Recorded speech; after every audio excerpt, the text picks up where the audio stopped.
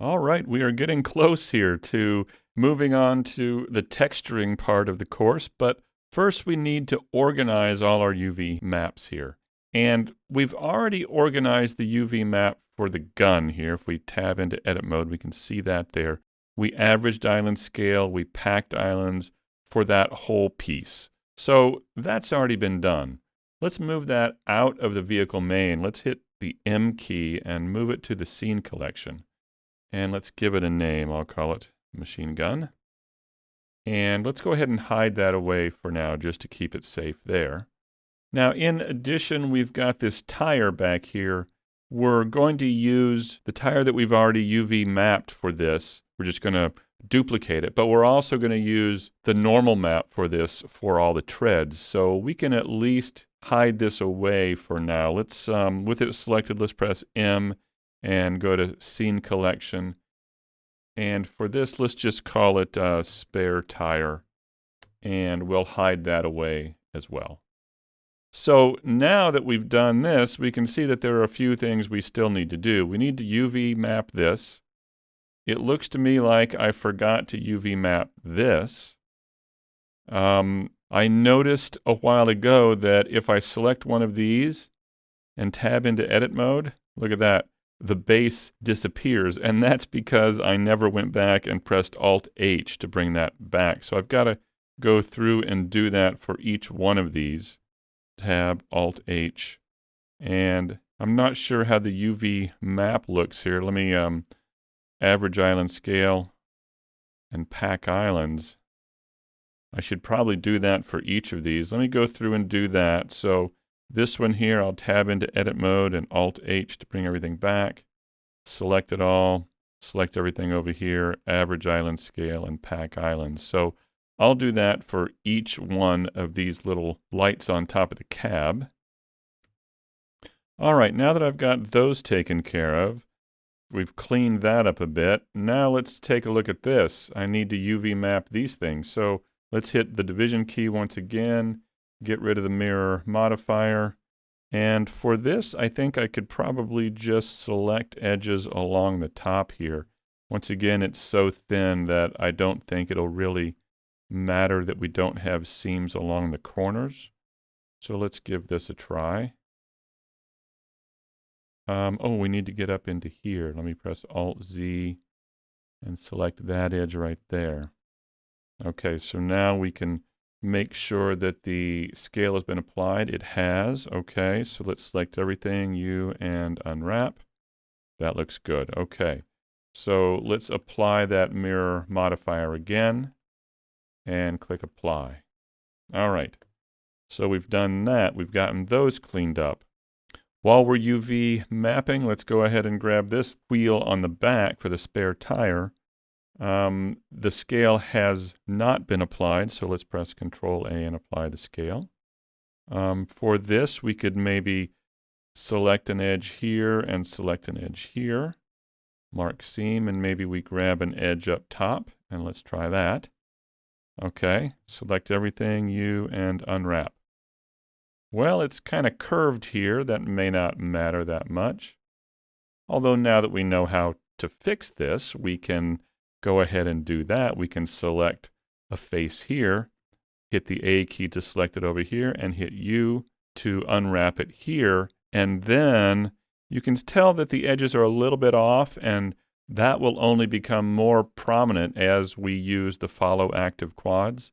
So let's go to edge mode and select each of these edges and maybe align Y for the horizontals and align X for the verticals. Now we can come back over here, select everything, shift select that, shift select it again to make sure it's the active. And oh, what we should do actually is only select this interior part. Let's alt click this area and then shift click and shift click there. We don't want to do follow active quads for the edges here. I think they're just fine. So let's just do it for this. Let's hit U and follow active quads. And there we go. So let's select everything, pack islands right into here. So there it is. Now let's select everything here, and then we can average island scale and pack islands, and there we go. So there's the wheel for the spare tire. Let's hit the division key, and what else do we need to do here? Oh, we need to clean these up, right?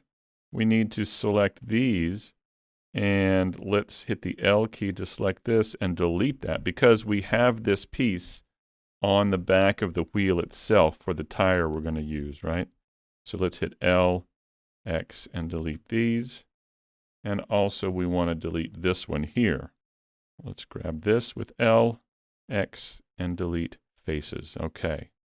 Now, it looks like we've got everything UV mapped, everything mirrored over that we want to mirror over. These haven't been, right? But we wanted it that way. Same with the windows up here and the rear view mirror here. Those still need to be mirrored over. But we decided, since you're only going to ever see that on one side, these pieces on one side, we can save a little bit of texture space within the UV map and have the UV islands one right on top of the other. All right, so let's go ahead and hit the A key to select everything. And now let's press Control J to join everything together. Now if we tab into edit mode, we can see that here is the big mess of UVs. So let's hit the A key to select everything over here. And then let's hit the A key to select everything over here. And yeah, that's a mess. But what we want to do now is average island scale right here. There we go. So now notice that all of the checkers on our UV test pattern are all the same size. And that's good. It doesn't matter, once again, how big or small these things are. It only matters that they're all the same size. That's what we want. And now that we've averaged their scale to be proportional to what it is over here in the 3D view, they're all the same size. All right, so now that we've done that, let's go ahead and pack islands, UV pack islands, and there we go. There it is. Now we can hit the rotate checkbox here and spin it and see if we like one way better than the other. I feel like, I don't know why, I feel like this is a little bit better. Let's hit Control Spacebar and let's kind of zoom in. I'll press Alt A to deselect. And there it is. Kind of a mess, but they're all there, right? Now let's press Control Spacebar to go back. And now we need to have these things right here, the doors, the windows, the hinges, etc., mirrored over to the other side. And instead of using the mirror modifier here, we can do a little trick with the mirror tool with Control M. So if we were to use the mirror modifier, we would have to split this out as its own object, mirror it over, apply the mirror, and then bring it back into this main object. But we can also mirror these over while it's still all one object. To do that, we first need to move the pivot point of the object. So if I click on the Move tool here, you can see the pivot point is right here. We can't move it into the center as an object because it's part of an object. It's a component, so we don't have that object menu up here. So let's move the pivot point from the individual origin to the 3D cursor here. Now that that pivot point is at the 3D cursor, we can mirror it over. Let me press Alt-Z just so we can see through this. And what I'll do is, with that door selected, I'll press Shift-D and Enter to duplicate it.